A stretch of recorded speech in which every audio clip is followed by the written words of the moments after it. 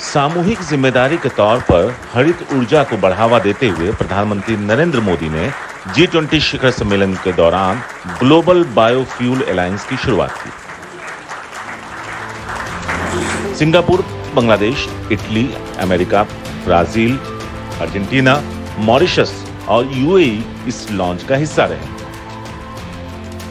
अब तक कुल 19 देश और 12 अंतर्राष्ट्रीय संगठन इससे जुड़ चुके हैं।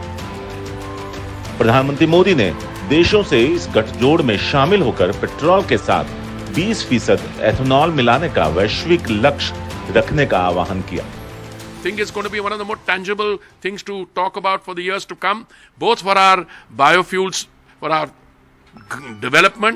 We're already on the process of making 20% biofuels by the 2025, but also in our transition to net zero.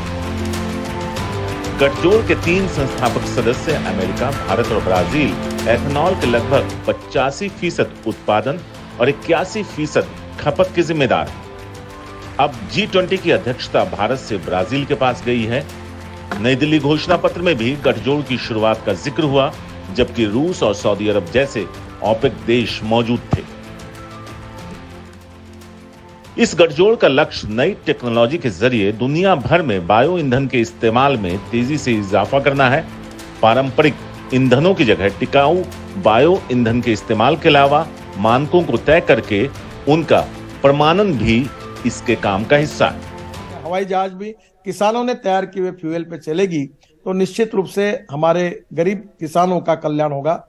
तो ये एक प्रकार से एक बहुत ही बड़ा एक रिवॉल्यूशन है और इससे सबसे इंपॉर्टेंट चीज है कि प्रधानमंत्री जी ने जो ऐलान किया है पेरिस में किया था कि हम 2070 के पहले कार्बन न्यूट्रल देश बनेंगे।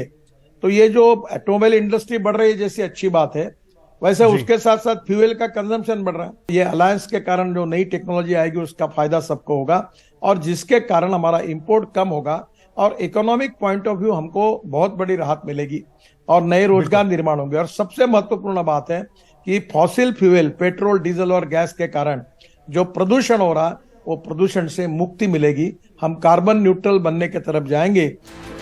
बायो ईंधन इस्तेमाल से क्या-क्या बदलाव आएंगे?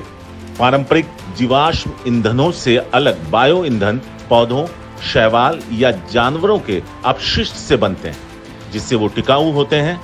उन्हें पेट्रोल, डीजल और एलपीजी की जगह इस्तेमाल किया जा सकता है।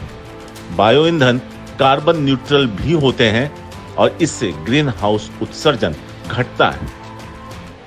भारत सरकार ने पेट्रोल में 20% एथेनॉल मिलाने का लक्ष्य 2030 से अब 2025-26 कर दिया है।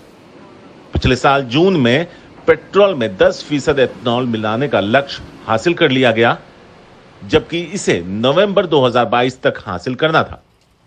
Bureau report, NDTV India.